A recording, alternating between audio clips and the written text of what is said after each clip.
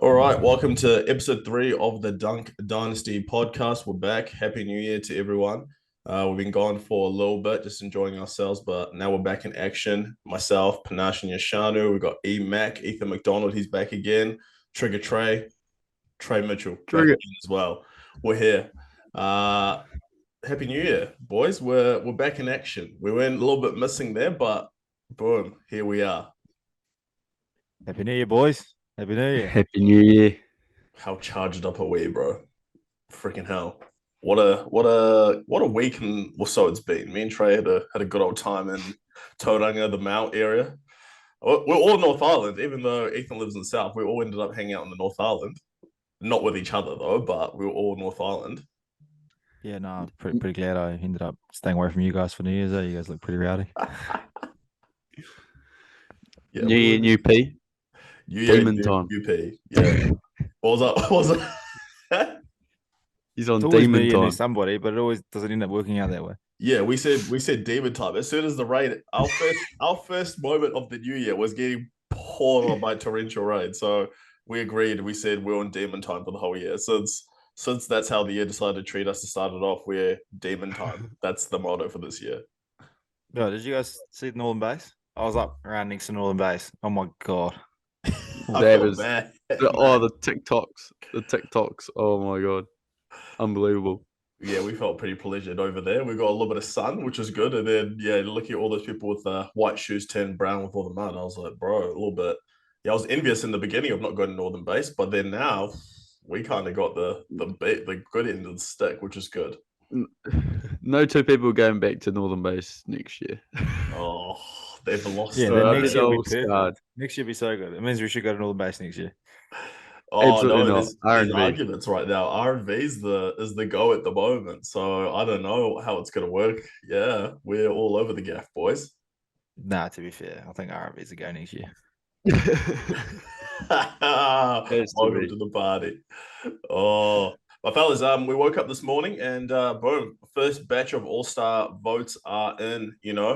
It's along the lines similar of what we thought we were going to get when we predicted it. So, for example, in the West, we have got the one and only, the team captain over the last couple of years, LeBron James, leading the West in overall voting, then obviously leading the forwards and voting as well. We've got Kevin Durant coming in straight after him as well.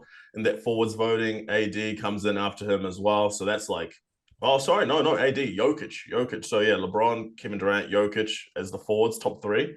And then the guards, Luke and Steph. So essentially what we predicted to be the starters in the West is how the top 5 is looking and voting at the moment, except for, I think, Shea below Steph on the West side. We can discuss conference by conference. So overall, any big takeaways from the West, or overall, what are we saying? Happy. Good to see Shingun's in there. He's really proven he is a mini Jokic.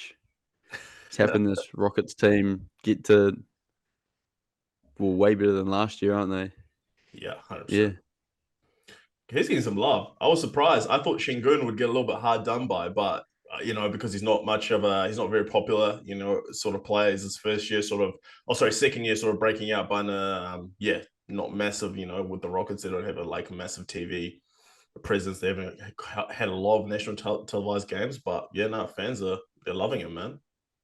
Have This we has seen to be the 2 rookies in the voting All-Star top 10 before?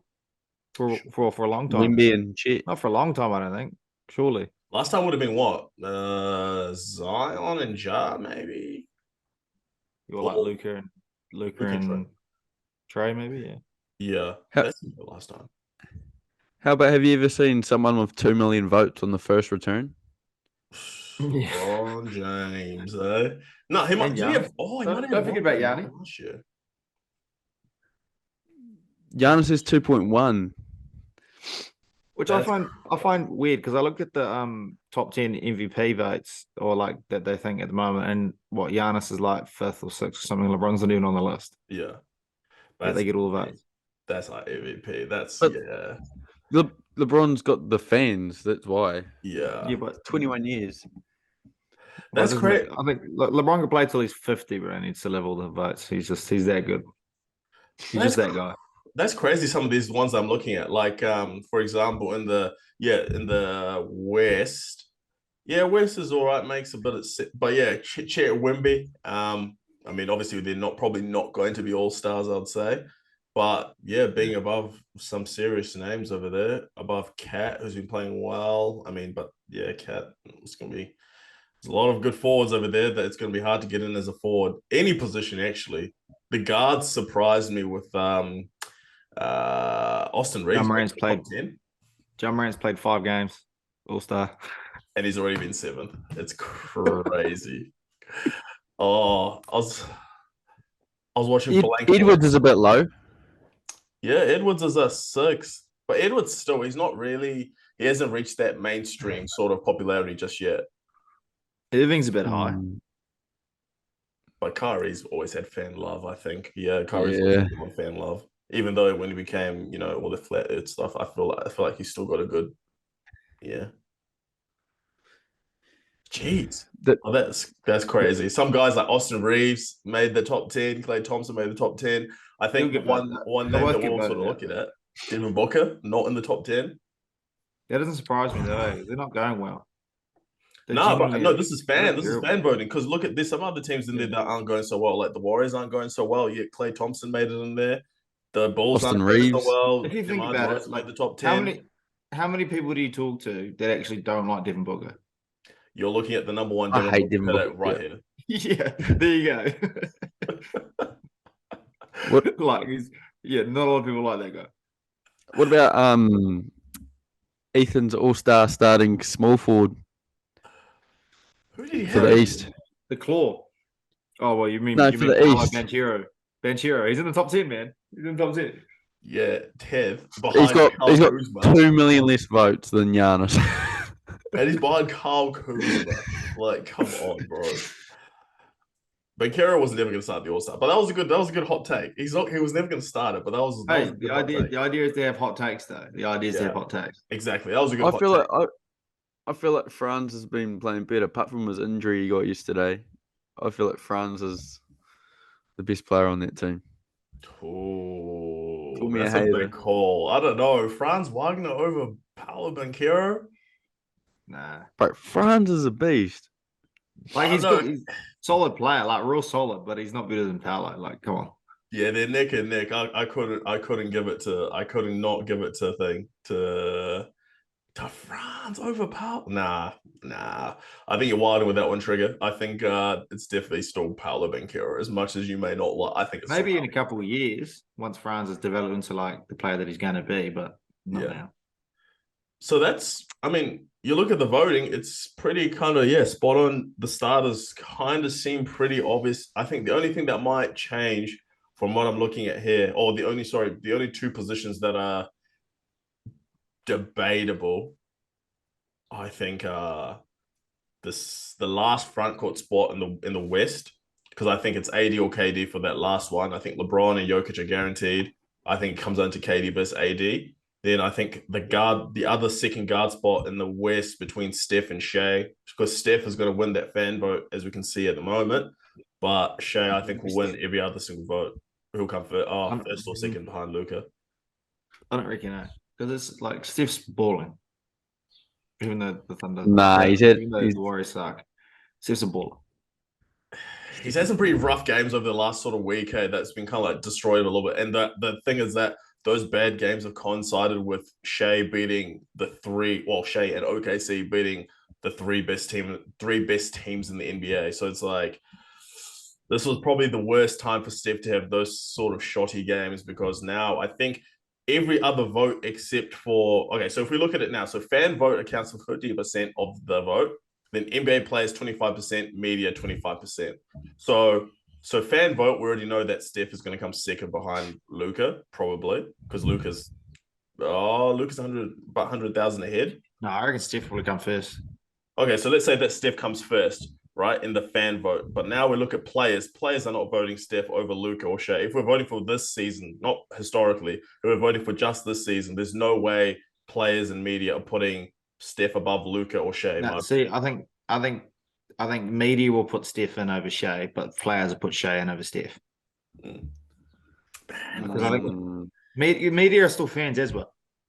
No, but media are realistic people. Like you see, remember the year when Petula got the 50%, or even last year when Wiggins got that 50%. The media and players weren't this. They didn't care about that. You look at the rankings. I think Wiggins was not in that top 2 or 3 for forwards, for forwards. So he was out of that. So I think the media, would do it realistically. I think players will do it realistically, which is why I see.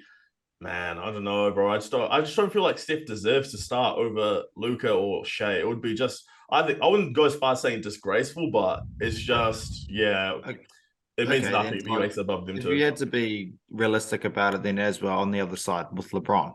Do you think he deserves to start over Durant, Jokic, and AD or Kawhi or those guys? Yes, yes, he does. Yeah, 100%. Then I was the same with Steph. Nah, man. It is. It's pretty much the same conversation. Like Steph's playing just as well when he's actually going good, and he's got the players around him that are actually going good as well. Shea's playing at the moment where the rest of his team's going good, so he's going really good. And Steph at the moment, his team's doing shit, so he's not doing as good. But he's not horrific.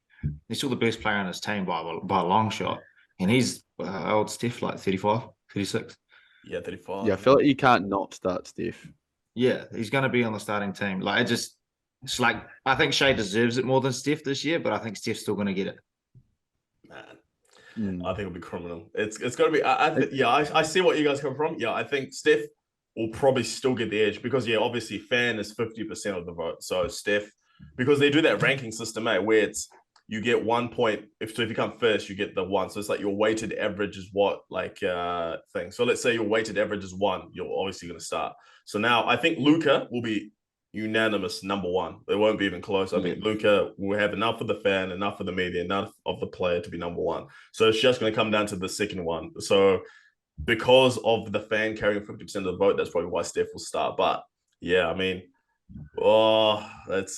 gonna be sad time for my boy Shea. He's carrying my fantasy team and he's carrying OKC, but I think he should be a starter. But maybe next year. But he'll probably miss out this year as a starter.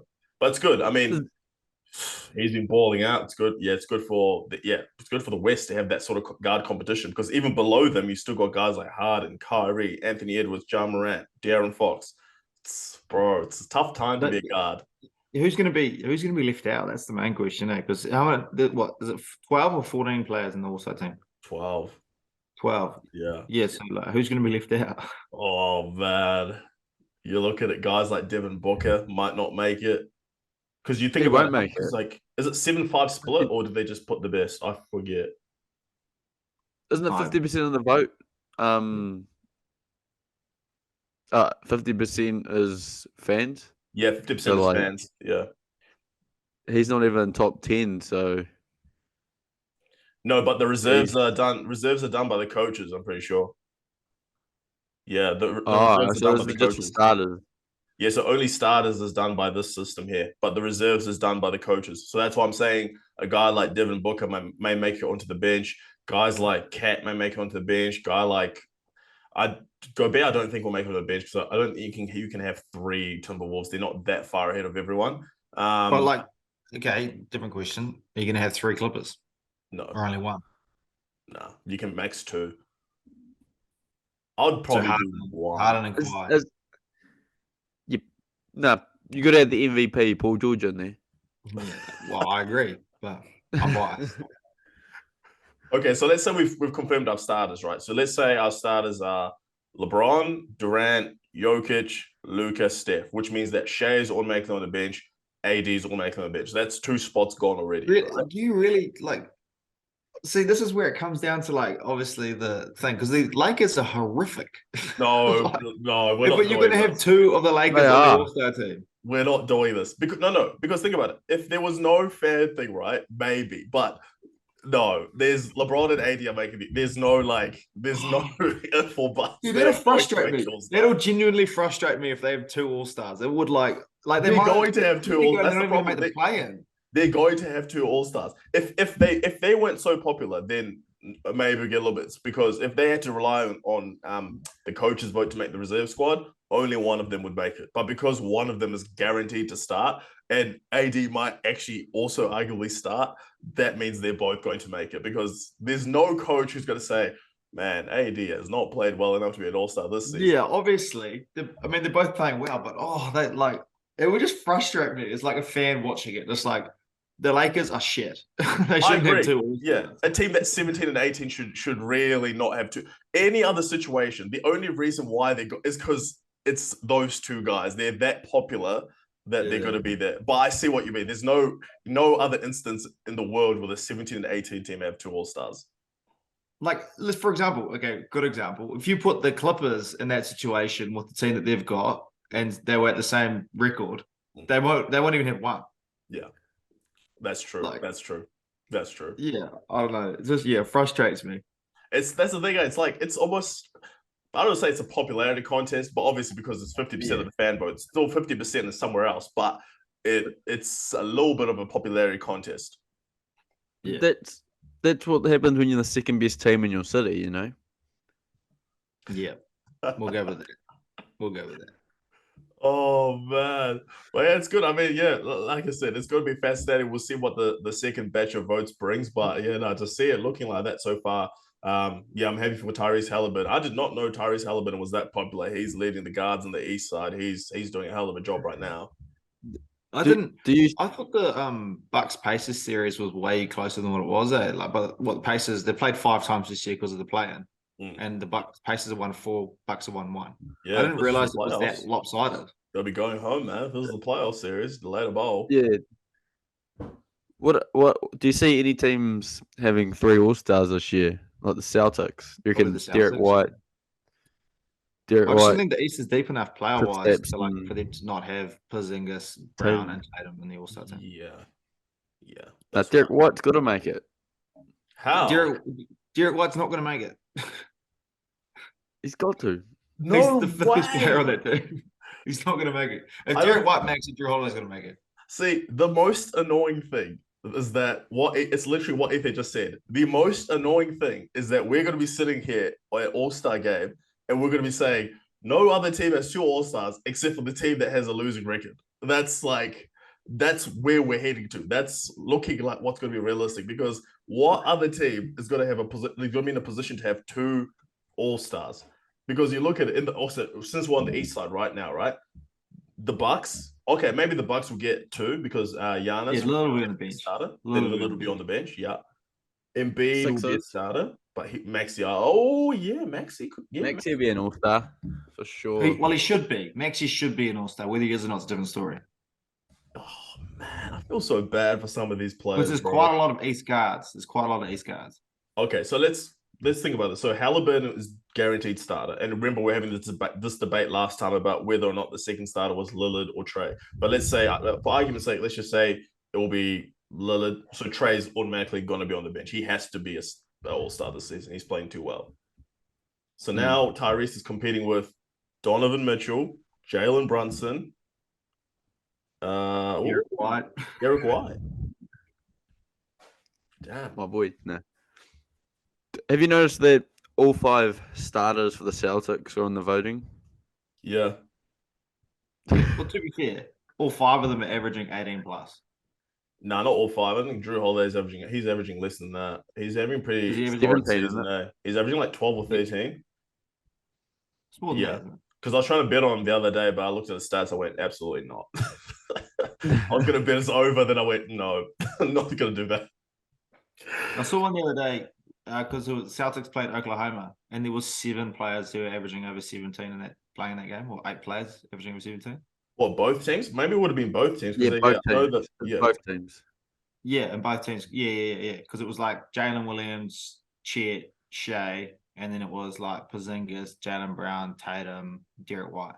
I didn't know that J-Dub averaged 18 points a game. Me neither, bro. Yeah, I don't know that either. Actually, until I watched these last 4 games, man. Jeez. He's just doing an Andrew Wiggins right now, just quietly getting points. Yeah, he's good. But he's loud.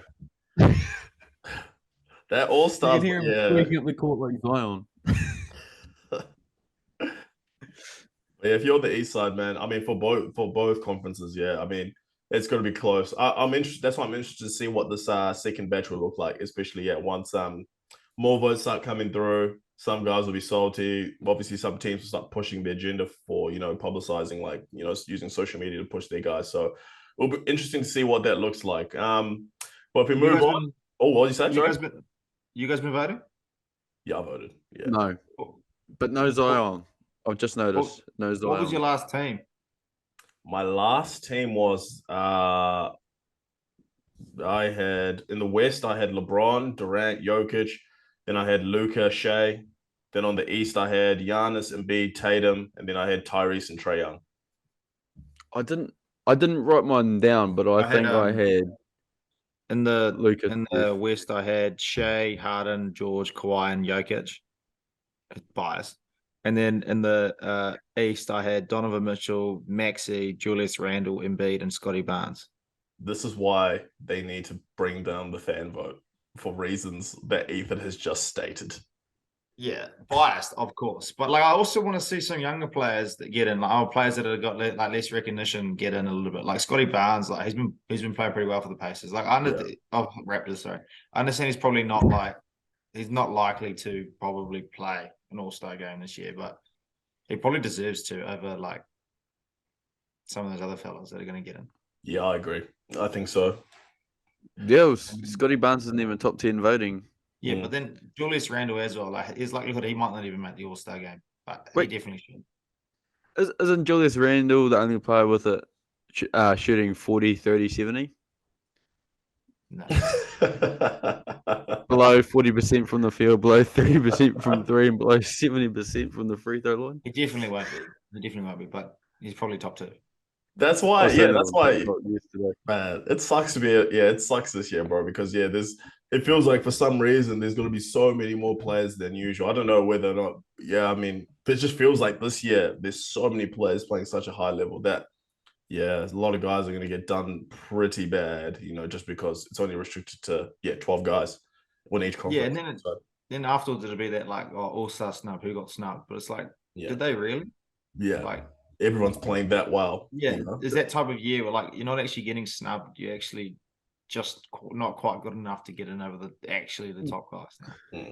The only snub I see is probably De'Aaron Fox. But you got to remember, this is only just voting. So when we're saying snubbing, this is not actually them not being low because of this is what everyone. This is just the fans. This just means you're just not very popular. This is not based on your play. It just means you're not very popular. If it was based on play, a lot of these guys might not a lot, but some of these guys wouldn't be in there. Like Klay Thompson, hell no, he's not top 10 this season for guards. Austin Reeves isn't even top 10. Devin Booker's even 27 again. LaMelo Ball's only played 25% of the games. Why is he in the top 10? So it's popularity contest. So I mean, for some of these guys, this voting. How's Ja Morant popular? Because he's the best. He's like American Sniper, isn't he? I thought they made a movie about him a couple weeks ago. How did Paul George make it? He's a bum. Oh my God, Trey! No, Paul George is playing well, bro. Don't do that. Paul George has been playing well. He's almost as good as his podcast. Yeah, I mean, podcast is pretty good, bro. Podcast with P? Is that the one? It's pretty good. I like it. I rate it. So I won't let you slander Paul George. Yeah, don't slander it's Paul a game. Anyway, fellas, there's been a massive trade this week in the NBA. The Knicks and the Raptors. The Raptors, the team that we thought was going to hold on to everything and, not move anyone. They finally made a move. OG Anunoby and Precious Achiuwa going to the Knicks, and then the Raptors getting RJ Barrett and who was Emmanuel Quickly back in that deal. How do we think that changes the landscape of things in the East, and how does each team benefit or get disadvantaged from that trade? I think it's perfect for the Raptors. It's perfect for them. They get a point guard now and Quickly, and they can put Dennis Schroeder back on the bench where he belongs, and can get a bit of and Quickly he's got a lot of talent, that kid, and having him playing with another young star in Scotty Barnes, and then a kind of a veteran leader, not really, but kind of veteran leader in Siakam, it's going to be good for him. And then obviously having RJ Barrett in a different situation back at home, his family can come watch him all the time. Maybe it'll enhance his game a little bit because he wasn't playing terribly for the Knicks, but then hopefully he can go step up a level or two. Then OG Anunoby go out and go do his thing, Let's watch that man I'm excited. I want to know what Ron Barrett does for the Raptors. How is he going to improve the Raptors? I don't actually think he was meant to be in that. Like, I think he was only in that trade because the Raptors wanted quickly. But what's the Raptors' direction here? I think this move. I think it's obvious now, in my opinion. I think Siakam's getting moved because, I think that's the next step. Because I think that trade, them getting RJ, shows me that they're confident in what they've seen in Scotty Barnes to say we want to get a small forward or depend what's RJ. He's shooting guard or small forward. Anyway, they're confident that they've got their piece. Now they want to surround some guys around them who. They needed a good point guard who's a little bit younger. Some people who can match their timeline of Scotty Barnes because they believe in Scotty Barnes. They need players who can match his timeline. So I think the next step now is to move Pascal Siakam and go get some pieces. And now Scotty Barnes quickly and RJ Barrett, or as they call him right now, was it barbecue? That's your new call. Yeah, and with spicy pea on this, so spicy barbecue. That's pretty cool. Yeah, exactly. Cool. So I think that's now their big three. Now I think the next step is to move Siakam and essentially build around this core three. And for Siakam, you can probably get a pretty solid deal. You get some decent stuff for Siakam, because you can trade him to a contender who actually needs a bit, like the Dallas Mavericks, for example, or something that needs somebody else on it. And you can get some decent players, decent picks in return. Yeah. Who's available though? Like, I don't think get Laurie Markkinen. They don't need players; they need picks. Yeah, I would say picks. I would say picks as well, like picks and some maybe expiring contracts or something. But picks and expiring contracts, I think, is what you probably need for Siakam because with this big three there, I think you can build around them. I have a lot of belief in Quickly. I think Quickly has got a lot of potential to be someone like Tyrese Maxey and take off the same way that Tyrese Maxey did because he's a speedy guard, can hit the three, he can get inside the paint, hit floaters and everything. I think that's the move. You need to move Siakam, and that's your three. Even RJ Barrett, obviously, he struggled over his first, couple of years, but this year he was playing pretty solid. I know, obviously, he still needs to make a lot of improvement from three, but he's taken the step, and I think that's your big three. If you can get some good other pieces, sky's the limit, and they can restart that timeline and start building back with that three and see where they can go. I also think that now that Quickly's there, and they said to him, "You're starting straight away, no matter what." It gives him a lot more confidence as a player, and he already had lots of confidence, but now he's just doubling down on his confidence as a player. And I think he's just going to grow this year, especially playing with those young players as well, and playing in that type of environment where he's just going to be kind of his team. But he's going to be obviously behind Scotty Barnes, but it's going to be his team just to kind of control. And I think it's going to be really good for the Raptors, I think, and having that building around. It's kind of like an OKC Thunder kind of thing where they're just going to young talent, young core, build through it, and then see once they get rid of those bigger contracts and expiring contracts and stuff and get some veteran players to work with the young bucks and see what happens. Yeah, that's facts. It's a big 3.5. How about on the Knicks side? The Knicks side, they're a little bit, obviously now with getting OG, I think that kind of helps them perimeter defense wise. He adds that element. And I think also just because RJ, I know we just talked about him moving over to the Raptors, but I think OG, better 3-point shooter than RJ. Obviously, I'd say better defender. He's a bigger body defensively. So now you add him to Julius Randle, Jalen Brunson. They were a good team. I don't see them as a contender. I think this is just a move really that kind of, I don't know. I don't think this move gets them to the conference finals. I think there's too many teams ahead of them. Unless they make something. Second round exit. Yeah. It's still a second round exit. Same thing. Second round exit. I agree as well. I don't think that move kind of elevated them past what they were last year. OG's in his last year, eh? Yeah. Up for extension this offseason. Yeah. And I think that also is why the Raptors moved him. Because they're just we're not going to get any. Because I think they must have thought OG was going to leave. Given that he's probably a small forward, power forward, but he's competing with Siakam and Barnes for those positions. So it's kind of like, what am I playing really? So I think they're wanting to. I think that's why they traded him, because he wasn't going to resign. He was just going to leave. And then there's other sides out there that got opportunity to sign him, and then so would get nothing in return. He wants the max apparently. That's what I saw. Apparently he wants. Everyone wants the max nowadays, man. Yeah. Patrick Williams is getting $200 million. So. Man, Patrick Williams, oh Lord, don't even ask for $200 million. But he's balling right now, man. Bro. He's balling, averaging that 7 and 5. Oh Oh man, but like it's crazy, yeah. Because I mean, he wants the max. I mean, go get your bag. But yeah, I mean, I can definitely see why the Raptors were like, no chance, buddy. We don't pay you that money, because yeah, I mean, he's a good 3-and-D player or two-way player, but max deal, no way, bud. No, no chance. But I mean, the Knicks are going to pay him that money without a doubt because they've traded for him, which means that they believe in him enough to want to pay him that money. But me personally, nah, no way. Yeah, well, they've still got what 50 games to see if he's worth it or not. So they'll soon know it then in the off season or whatever. I But I still think see with them OG, losing to like the Pacers in the first round or something. mm, The pace of the Pacers can beat them, but I think we'll see. OG will get that money either way, though. Even if the Knicks don't pay him, I think it's a smart deal because yeah, I mean, even if the Knicks don't pay him, there will be for market for like a two-way guy like that, he'll get the money from someone. So that's the way the NBA works nowadays. You'll always get your money. Someone will find you valuable. Yeah, that's what Dylan Brooks got paid, so he's going to get paid. If Dylan Brooks can get paid, anyone, and I mean anyone, can get paid. But he's playing well for the Rockets. I mean, so yeah, same thing. OG, if he doesn't fit with the Knicks, He's got impact. I don't think Dylan Brooks is good as getting ejected. No, he's a good impact player. He impacts. He pokes beers, but he's actually a good player. Yeah, he's good. Like, I give him his credit. He's a good player. You know, frustrates everyone, but he's a good player. Love him or hate him, he's still a good basketball player. I'm gonna hate Dylan Brooks with the other.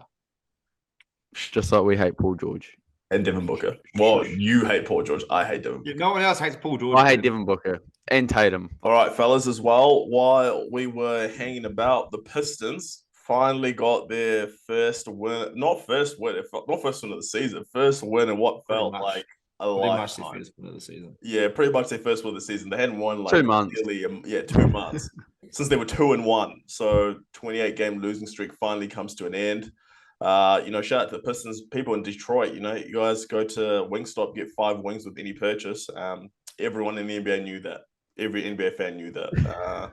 Congratulations to them guys. I mean, what does this do? Because I mean, they started losing straight away. They're on a 2-game losing streak now after that win. They went to overtime. Went to overtime. Yeah, I mean, yeah, they did that. Against the Jazz and went. Oh yeah, Jazz game. Yeah, they dropped 145 last night or something. Yeah, ridiculous.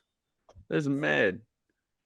I think the Pistons have showed, especially over the last 2 weeks, that they actually are relatively good. They just don't know how to win. They fall away in the last quarter, but they're still bad. Yeah, they're horrific, but they're good enough to be close enough, just not able to win yet. They've got like a weird team, eh? Like they're so. I mean, we've talked about so many times they've got a weird team, but yeah, I mean, that win probably does something for their confidence because obviously it probably got a little bit demoralizing for them. You come in every single day, like you're working, like you're playing and training like NBA professionals, and you're not winning games. So to actually get that first win, I think does something for you to understand. Okay, what we're doing, it worked. Our effort that we're putting in, it's doing something. But still, the record's going to be bad. This team is probably going to be bad all season long. Nothing good's going to happen, I think, the rest of the year. But it's good for them to get that duck or that winless streak done. But still in a spot where a lot of guys still need to do some serious developing. I think Cade Cunningham is clearly the number one guy, but that number two, who is it going to be? Because they've come out and said, oh, everyone is for sale except for Cade Cunningham and Jalen Duren, but. Yeah, I mean, these other guys need to do some sort of developing. Yeah, I like Jaden Ivey. He looks good. Like, there's quite a bit of talent there. Like, on a better team, he'd probably be doing way better. But I feel like they need to hold on to him and let him develop behind Cade, kind of thing, and see how that kind of works. Because you might end up having a situation in 2 years' time where you have 2 elite point guard, shooting guard players, and then you just like what the Kings had. And you just trade one off and get a bit of value for him, kind of thing. I think Jaden Ivey's someone they need to hold on to. You think he's a Tyrese Halliburton type player? No. I'm not. I don't think I don't think Cade or Jaden's on the level of Fox or Halliburton. But I'm not saying that they can't be. I'm just saying I don't think they have that yet, but there's potential that they could be fairly decent, Jalen Brunson type, Tyrese Maxey type players. What sort of player is Ivy? Is he a playmaker or is he like a catch and shoot? He's probably more, he's a bit of both, really. He's probably more like a De'Aaron Fox, where he's quick, shoots the ball kind of well, can assist when he wants to and needs to, kind of thing. Probably needs to work on that, finding other people's space aspect a little bit more. But he's got Cade that kind of does that, so he doesn't really need to do it in that team. I think he needs to develop into, he needs to essentially be the second guy there, like what CJ McCollum was, a guy that you can be a secondary ball handler, you can create for others, create for yourself. He's got that capability, but I think he needs to get it to a little bit more NBA level. So he's still got a lot of improvement. He's still a young guy. It's not like, he's not finished product, but I'd definitely like to see him as the season goes on, and then also next year kind of start to take some steps to really being, that second guy in terms of being that second ball handler and also the scorer. Because I think Jalen Duren has shown some ability to score, but I don't know if he's at the level that I think is going to be the number 2 option behind Cade. But I think that's where Jaden Ivey comes in. He's got, if he can, it's just going to come down to development, and that's where it comes back down to the Pistons, because you guys have drafted so many of these guys, but it doesn't look like anyone's really improved a whole lot since they jumped into the NBA. Cade Cunningham, I think, was always going to be Cade Cunningham just because he's that good. He was that good in high school, that good in college. It was, it made it to the NBA. Yeah, he's got that ability. But it comes out, you guys need to develop these other guys, make these other guys better, whether that comes down to coaching and comes down to playing them. That Ivers guy as well, I mean, he's getting some good minutes. But, I mean, Monty Williams, he's like Darvin Ham, like all these different rotations. Like, brother, the team sucks. Play the young guys. You're not going anywhere. Bojan Bogdanovic is not going to, he's 34, 35. Just play the young guys. The season's gone. You guys aren't making the playoffs. Why are you playing these guys? Play the young guys. Let them learn. Let them make mistakes. And that's the only way they're going to improve. The Pistons need Boyan out there, though, because no one could shoot a three-pointer out there to save their lives. Like, they've only got, 2 people shooting over league average from 3. Their biggest problem is shooting the three-pointer. But unless they get someone that can space the floor. But you don't need him up there. What's he out there for? Is he going to be there long term? No. Like, what are you actually trying? You're obviously trying to win games, right? But they're not in a position where they're going to make the playoffs. So go let the guys if they weren't playing him, go out there and learn. If they weren't playing him, then he would have 0 trade value. But and then how Cade has been playing so much better since Boyan's been playing, hasn't he? No, we know why Cade's been playing better, Trey. We can say it. We can be honest. It's because we wanted to win. Isn't the starting lineup anymore. he wanted to win, but they need Cade needs Boyan out there to make it easier for him. Yeah. If you've got the second worst player in the NBA in Killian Hayes. Shoots like 28% from 3. Good question. Good question. Who's the worst? Thanasis. I think Thanasis is true. Okay. That's I don't want to say that because I don't want Giannis to watch this and start come for us. But I mean, you think Giannis is going to fly all the way to bloody New Zealand and take us on? Oh, come on, Giannis. But I mean, the good thing for the Pistons, what they've discovered is that over this period of time, they've really kind of seen Cade step into that role as that leadership guy, the true number 1. So, and it makes it it kind of gives them an idea of how they need to build around him, like you guys were saying just then.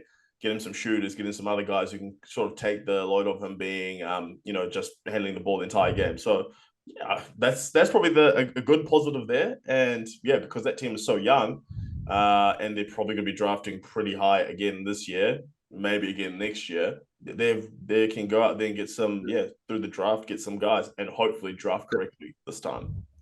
The Pistons need to go all out and get Klay Thompson and Corey Kispert and just. It might be on the cards. Go all out on some 3-point shooters. Klay Thompson, I think what they need to talk about later, might not get a bag. They need to go out and they need to sign free agents like Boogie Cousins, Dwight Howard, John Wall, Kemba Walker, and just fully have a reboot. Some young talent, and just see if they can do it. Oh man, Speaking of young talent though, a team that's beat the timeline, way, kind of got to the top of the West a lot quicker than we thought. The OKC, Oklahoma City Thunder, they are on a roll and a half. Obviously, I know they lost yesterday to the Hawks, but before that loss to the Hawks, they a week of just taking major bodies. They beat the Nuggets, beat the Timberwolves, and then also beat the Celtics. They were just taking scalp after scalp. They're looking like the real deal. Chet is looking like a real deal. Him and Wemby. I know Nick and Nick for Rookie of the Year. Chet just won December Player of the Month for the rookies. Shea is probably top 5, maybe even top 3 MVP candidate now. That team is on a roll, man. They're doing. I genuinely thought they were going to drop off, but they've just kept going and going and going. It's actually pretty impressive. It's good for them. Yeah. That surprised me. I was always a bit of a Thunder hater, not going to lie. Do you just hate everybody and everything? Like, nah. Do you go out for breakfast in the morning and be like, I hate these eggs? Like, bro hates everything. No, it's always been Jed's favorite team, and whenever I hear Sam Presti, and I'm just like, oh god, I hope this team doesn't ever win, ever become a dynasty or something. And now look at them. It's not looking good. Well, for me, anyways. Bro, because that team, bro, they've definitely exceeded everyone's expectations. I know everyone thought they were going to take a bigger jump, from what they were playing, but I think everyone thought there would definitely be a solid playoff team that would be, well in the hunt. They wouldn't have to depend on the playing this year. But yeah, they're, I think, top 3 seed at the moment now. Potentially, I think they could be even number 2. And they're well in there. They're not looking like they're a fluke. They're looking like they can hold on to this, especially if their main guys like Shea, Chet, Jalen Williams, can all stay healthy. They've got the potential to kind of stay in that top 3 seeding all throughout the season, potentially jump into, number 1, depending how the Wolves go. But I mean, they're looking good, man. And I think it's nice to see a small market team. Obviously, Thunder, we won back 10 years ago. They were in this position again where they were, top 2 seed on the regular. But it's good to see a small market team. It gives faith to all these other ones to say, hey, you can, if you draft correctly, if you maybe get lucky with a team trading everything in the house, including a guy like Shea, you can build something special. I want to know what these prospects are actually looking at when they're drafting. Like, what are the Thunder guys? What are the Thunder prospects looking at compared to the Pistons? Yeah. Yeah, who they got in? Like, yeah, genuinely, who they got in? Yeah. Because you look at a guy like Jalen Williams, and then you look at a guy like Jaden Ivey, you're like, whoa, what? How? The Thunder prospect, you know what? Let's trade Paul George. You know who we should get for him? Let's get Shea Gilgeous-Alexander. Mate, I'm gonna go down a wing and trust you here. Yeah. We sacked the last guy. He traded James Harden for Jeremy Lamb or whatever. Right, let's get Shea. Boom. Stud. Shea and 6 picks for Paul George or whatever. Finesse the game. Now look at the Clippers. They're 500 with Paul George. Nah, they're like 9 games above 500 now, actually. The Clippers are 21-12, mate. Yeah, they're cooking. They've won 15. Oh, was it 13 of their last 15 or something? Yeah. They have the best offense and best defense in the league. But ultimately, this Clippers, that Clippers team will come down to, can they win a championship? That would tell us the value of that Shea trade. But on the OKC side, they've done well because Shea's turned into now, top 5 player in the league. You'd say maybe, top 5. I could push the top 5 agenda, but I'd say top 10 just to be safe.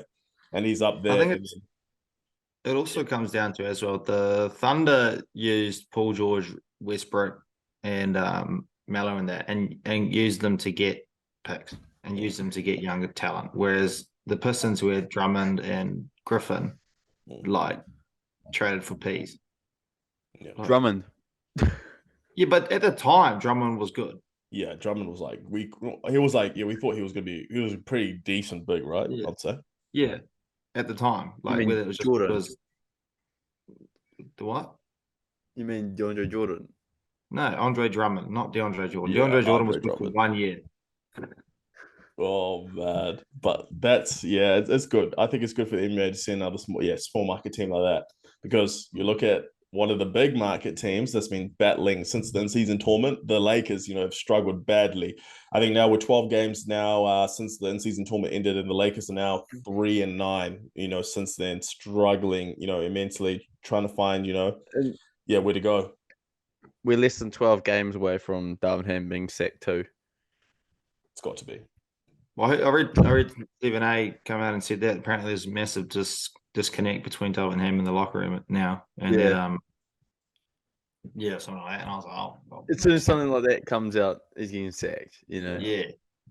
And apparently, Stephen A. said like that he feels like the rest of the Lakers side's letting down LeBron and AD and Jenny Buss and all those people because they're just so terrible. Yeah. There's actually some decent talent, decent players on that team, but they're just underperforming so badly. Like D'Lo's been underperforming his whole career, and he's been like he had that one All-Star season. Ever since then, he's been like he's not even in the rotation now. Eh? No, he got injured, but he's coming off the bench now. No, like he's still not what he was hyped up to be. Like he made an All-Star, and that's his way of proving himself, pretty much. Yeah, because we thought he would take off after that. With the second best player being Karis LeVert. Yeah, that's true. That team was that team was bad. Not bad, but they were, contending or anything, That's when Jared Dudley cooked Ben Simmons. Yeah. The hands out and everything, let him know.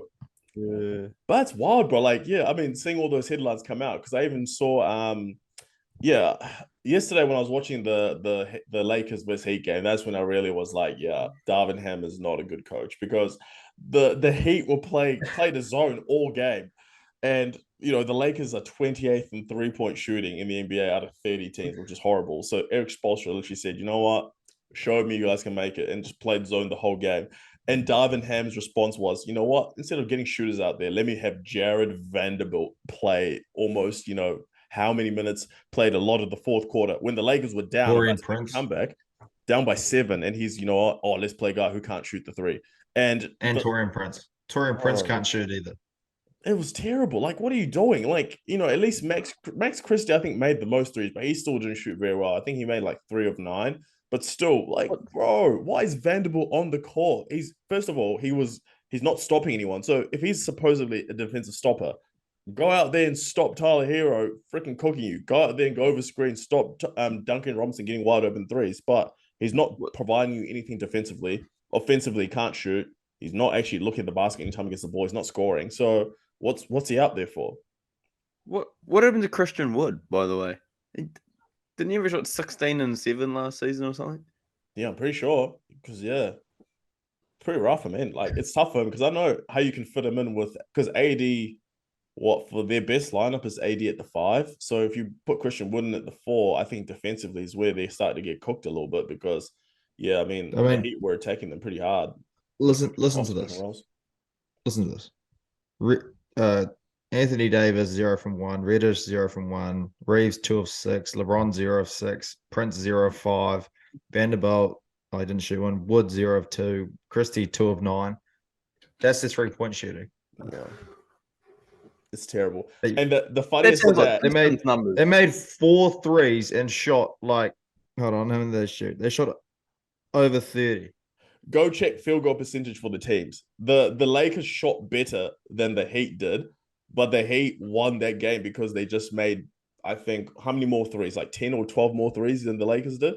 So the Heat shot worse from the field overall, but because of the 3-point difference, they just were able to make it up, and actually make it up and then some, because they beat the Lakers by double digits. Duncan Robinson shot 3 of 12 from 3 and had missed the Lakers number by 1. Almost got it by himself, and he had terrible shooting numbers. But that's why, like, the Thunder and stuff are playing so good, because they got 3-point shooters. They can all shoot threes good. It's weird. Like, the Thunder they don't attempt a bunch, but they're just so efficient from 3. I think percentage-wise, they're one of the best. They don't shoot the most, they don't make the most, but they're just so efficient from 3 that it's, I think I've seen something like that. They don't shoot all the threes at all.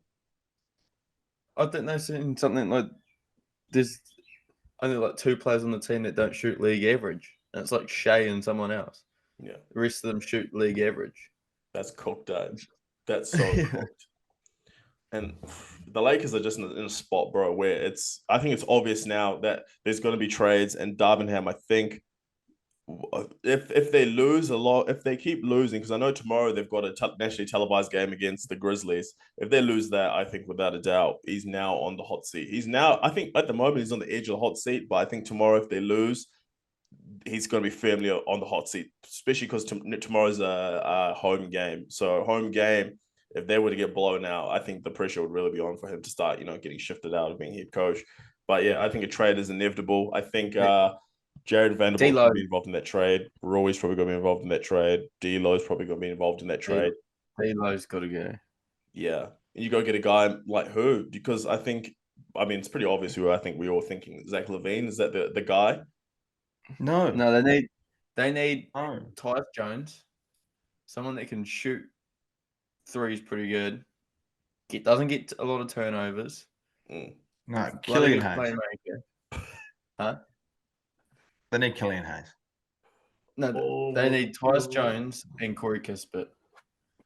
Yeah, like Corey Kispert will be a good piece because he can shoot. He can shoot well. He can shoot really well. But it's that defensive thing as well. Like, at this point, you know what? Who cares about defense? Just go get some guys who can shoot the ball and score. That's what you need. Kispert's not actually bad. He tries. Yeah, he's like Kyle Korver. He's like, he knows that he's not very good defensively, but he understands team defensive schemes. And he actually does. He gives way more effort than a guy like D'Lo. Way more effort than a guy. Yeah, no, actually, way more effort than a guy like D'Lo. Vanderbilt tries on defense. He's just not very talented offensively. Kispert will dunk on your favorite player too. It's actually quite frustrating to watch. Kispert, bro. He can yam. He can actually yam. He's Gonzaga, right? Kispert? Was it? Yeah. He's Gonzaga? Yeah. Yeah. No wonder. Him, Rui, Chet, Sabonis. That's a factor and a half. Yeah, I don't think LaVine, the way that the Bulls have played since LaVine's been injured, kind of devalues him more. Yeah. Like the only reason he's getting traded to a team now is because of name value, but he's starting to lose it because of the fact that Kobe White's now showing up. But like DeRozan's playing better. The Bulls are playing so much. Even Patrick Williams is playing better, just because LaVine's not there trying to be the number one when he's not. So I don't think he'd do well. Like on the Lakers, he'd probably be a bit better because LeBron and AD are the number one, number two. And then he's just like, okay, I'm the number three. I have to be the number three. He's like, but then how big's his ego? Is he going to try to be the number one? Like, no, I think he would understand. He does cry a bit though, doesn't he? Doesn't he? Like, yeah. But think about it. You have the opportunity. You're in LA. You have the opportunity to win a ring. You're with LeBron. You're with AD. Like this is. If there's ever a time to sacrifice the ego, that would be it. To be the number three guy. I think that's what he would have to. Yeah, I think he would understand that one for sure. You'd hope so, anyway. There's some teams who are going underneath the radar that aren't being noticed for being bad. That I think it's time they get acknowledged because they've got pieces, but they're just bad. The Hawks, for example, DeJounte Murray and Trae Young. The thing is, I disagree about the Hawks. The Hawks want to say this is a good argument. This is what we can get tired about. I disagree. Yeah. I think the Hawks are going to make a push in the playoffs. I think they will because they've got Trae Young, who's solid. They've got DeJounte Murray, who's solid, who I think they need to trade and get another couple of pieces. They've got Saddiq Bey, who's pretty good defensively. He's solid 3-and-D kind of player. They've got Jalen Johnson, who I think is up and coming talent, solid, and then Capella, who's pretty good. And then they've got on the bench they've got Bogdanovic as well. Like I reckon they've got a pretty solid team that can actually, and they're all kind of been healthy. They're all kind of playing together, all kind of looking, and I reckon they're solid. I reckon the Hawks are quietly going to make a push in the playoffs. Well, they're 14-19 right now. Like this is 33 games. Yeah. But they need to trade DeJounte because both of those two players are ball dominant. They need to trade one of those two, and it won't be Trae. And they need to pick up somebody. I don't really know who they're going to get, but I know there's a few players available that they could probably go after that would make a difference to that team. I think DeJounte's the trade. They have to trade DeJounte because I think Trae Young's proven that he's clearly the number one guy. He's averaged better points, better assists than DeJounte the last 2 seasons. And I think, yeah, he's been in there for long. Yeah, I mean, DeJounte, you can still get a good, amount of stuff for him via trade. It just comes down to who do you need to go get to build around Trae. I think around Trae Young, you probably just want someone else. Yeah, you need someone else out there who can probably create their own shot, but probably shoot the three a lot better. It's not so ball dominant as much as DeJounte is. Like DeJounte was a point guard, true point guard when he was in San Antonio before he came to the Hawks. And now you're trying to ask him to become secondary ball handler, and also like a 3-point shooter, which he's not actually very good at. He's decent, but not amazing. So I think to build around Trae, you need to go get someone. I mean, they might actually end up even go try get LaVine, to be fair. Yeah, I was about to say that. Like, LaVine's probably a solid piece to put into that team. Like, he can create his own shot. He can do his thing. And if Trae Young's having a bad game, he can take over. That's just the type of player he is. But he would be the second option. And is LaVine a second or a third option type of guy? There's also Siakam that they could go after. He'd fit well in that team as always. A solid 3-point shooter, good defender, can do his own thing as well. Another solid person to add to that team. Yeah. Because even Kuzma, even Kuz. That team. He's on the trade block. I think, DeJounte needs to go, and they need to put somebody else in there that can actually be that second, third player option and actually help that team progress. Because I think the Hawks are silent but deadly.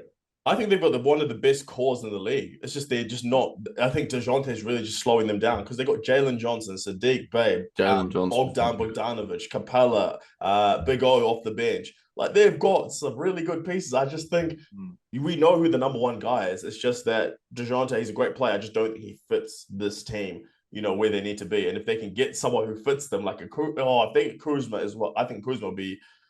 Kuzma and LaVine, I think neck and neck for who would be the best fit. But if you can get either of those guys and add them in, I think that team now has the opportunity to start taking off, like what Ethan's saying. Do you think? Can you see Zach LaVine even winning a championship with his play style? I can't see Zach LaVine even being in the league next year, but that's another discussion. With his play style, I think he's. That's why I think he needs to go to a team like the Lakers, because I think when you go to a team that's contending and then you see that you're not actually that number one guy, like the way you cannot be the number one guy on the team that's going to win a championship. And I think if you go to a team that has two guys that are clearly ahead of you and you guys make a playoff run, I think that allows guys to realize, actually, I'm not the guy who can be a number one on a championship team. Like Chris Bosh, his first year on the Heat, he realized, actually, when I was on the Raptors, I was the number one guy, but we weren't actually contending for championships, which means I'm probably not going to be a number one championship guy on the championship team. That's what Zach LaVine needs. And if he goes to Lakers, I think he'll get that realization. And I think that'll help him long term because he will adjust his play style to not be so, because he'll value shots more. I feel like right now he doesn't understand the value of shots sometimes because he just jacks them up to try to get himself into rhythm. The thing is, he wasn't the number one on the tables when he was there. Yeah, I think it was Cat and Wiggs. They had a pretty good team. Yeah. So he should know how to be a number 3, a number 2 option. The problem was that he was also like a rookie. I think it's an ego thing for him. I think he's just he's just massively egotistical and just wants to be the best and wants to be the number one, and doesn't matter what situation he's in, he just wants to be it. And I don't think him going to the Lakers would actually help, because I think LeBron needs somebody that's just going to fall in line. Like if you look at all of the times that he's won, he's had a genuine number 2 in Irving, or and D Wade kind of just said, "Look, LeBron, it's your team. You do your thing, and I'll just play after you." Like he just genuinely needs somebody that's going to be his number 2, number 3. Where do you see Laurie heading? See, Laurie to the Hawks would also be a good trade. Yeah, Laurie with DeJounte. Because he can play off ball, shoot the ball well. It would have to be like a 3-team, because surely the Jazz aren't after DeJounte. What are the Jazz even after? Picks. They've got to be. What are they trying to do? Yeah, because I don't know. Because start building. How old's Laurie? He's late 20s, isn't he? Yeah, he might still be like 27, 28. He's still got some time. Isn't he? He's like year 7, year 6. So he's still young. He's still a good piece of. Yeah, I think not build around, but I think he's a good number 2. Yeah, like you guys are saying. The more I think about it, I think Laurie at the Thunder would be a good trade as well. Like I don't like it a few weeks ago. I like it, but the more I've been watching the Thunder and the way they're going, and I thought they were kind of going to drop off. But the more I'm watching, I'm like, they actually are progressing pretty good. You're having Laurie, Chet, and Shea would be pretty solid.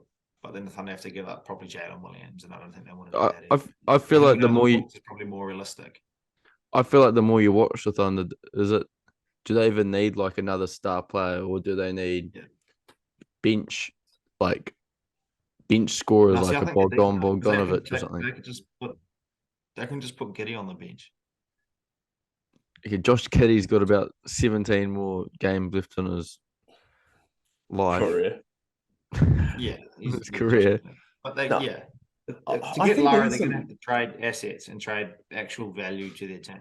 Yeah, I think they need bench because I think the only thing, obviously, their bench is definitely a lot of the young guys. They got like Kaysen Wallace coming off there, the other Jalen Williams coming off the bench, Isaiah Joe coming off the bench. They've got some good young guys coming off the bench, but I think in the playoffs, I mean, for this year at least, I think in the playoffs, those guys are going to struggle because, especially when you go on the road in the playoffs, those guys, it's hard, especially being a young player. The bench is the only part I think that needs improvement, which is what I think you can maybe try. If you think this is the year, maybe go try and get some pieces on the bench. But I don't think this is the year. And I think they're pretty happy with the way that the timelines progressed. They didn't expect to be here, in my opinion. I thought they think they probably would have been good, but not this good.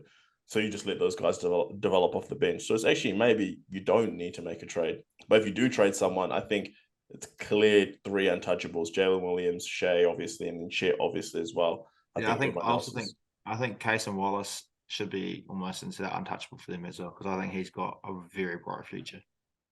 Yeah, that's true. So it's like their timelines all match. They're pretty good. You may as well hold on to it because, like I said, you've exceeded expectation. They don't have to win a chip this year. They don't have to win a chip this year. Yeah, that's his scout again. He watches games, scout, man. Because oh my god, this guy I want to see his fantasy team. It's Kitchen Perkins. I want to see this guy's fantasy team. He's got to be. Who's he got? 10-0. Oh my god, bro. Oh man.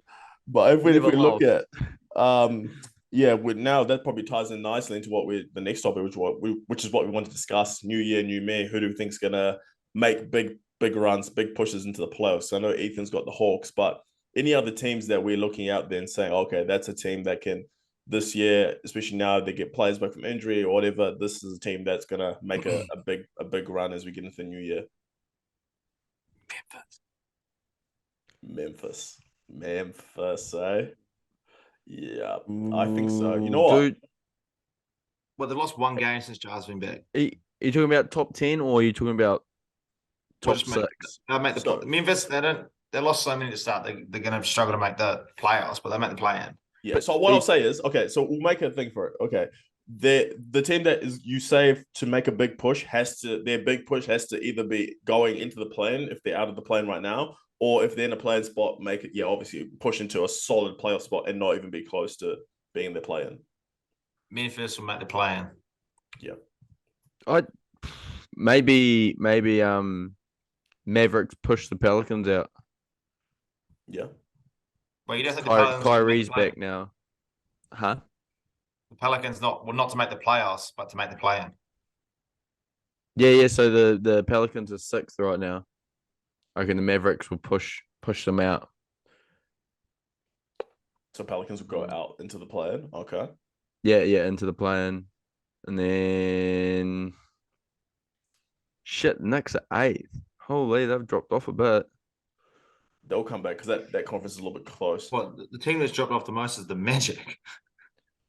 No, they're still up there though. Still top 4, top 5 seed. I'm pretty sure. That's 3-7 over the last 10 games. Oh man, they struggle against teams with a winning record. I saw that their record against teams with a winning record is awful, man. Holy. But I reckon Pistons will get 5 wins this season. Yeah. My one, I've got the Houston Rockets locking in a playoff seed. I got the Rockets locking in. I think the Rockets won't need play-in. I think they'll make it solid. I think I've got the Rockets. Who's going to get kicked out? So Clippers will stay in 4th. So I got the Rockets versus Clippers in the first round. So I got the Rockets making up to 5th seed. And I think the Sacramento Kings will drop down to 6th. Yeah, so I got Pelicans and Dallas in the play-in. And then which we'll discuss in our next one, my bold prediction. Kevin Durant ain't playing for the Phoenix Suns next season because the Phoenix Suns will miss the playoffs. And the play-in as a whole. Okay, he's already come out and said that he's already disgruntled with what's going on. Yeah, but he didn't say that. He didn't say that. Was managers or whoever, somebody's come out. The Suns are going to miss the play-in, playoffs, everything. They're going to miss all of it. How annoyed would you be if someone else come out and said that you were not happy with it or frustrated at the team you're on? Wouldn't you be so pissed off? It happens all the time. Every team that he's on, it happens. It's KD, man. All the time. Didn't happen on the Thunder. Didn't happen on the Thunder. He came out after. Was the team that he was actually happy with playing on. Yeah, that's true. He actually did like the Thunder, to be fair. And the Thunder loved him. The only reason he left the Thunder is because he wanted to chip. Yeah. Man. But you're trying to beat the narrative that, you can win by yourself. Oh, KD's not happy right now. Just like a little parrot on your shoulder. Just blurting, you know. I know if it was me, I wouldn't be happy. That's true. Well, as we wrap up, fellas, team of the week, team of the week of the last week. You know, a lot of guys have played pretty well. Go in any. We can start in any order. We can start from guards to centers. The guy that averaged 40 points a game over December. Easy. No, I said the team of the week. He only played last week, and Embiid hasn't been playing this last. He's played one game. One game this week. I'm pretty sure. So team of the week. The week. Yeah. It's a Halliburton point guard. Yeah, Halliburton point guard as well. Center. Can we all agree on Şengün?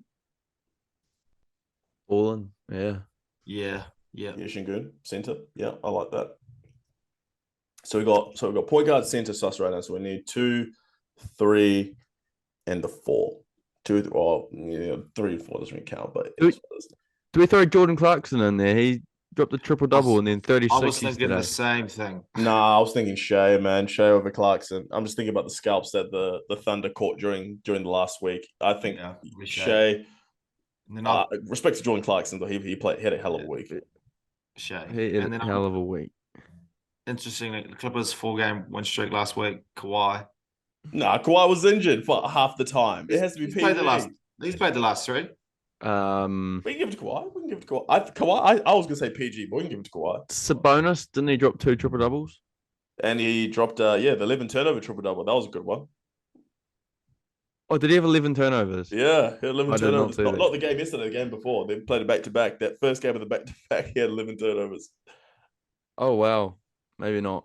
And then 6 yesterday. Could have been 7. I didn't watch the second overtime, but last time I checked, he had 6 turnovers. But I don't mind that because he put up some stats.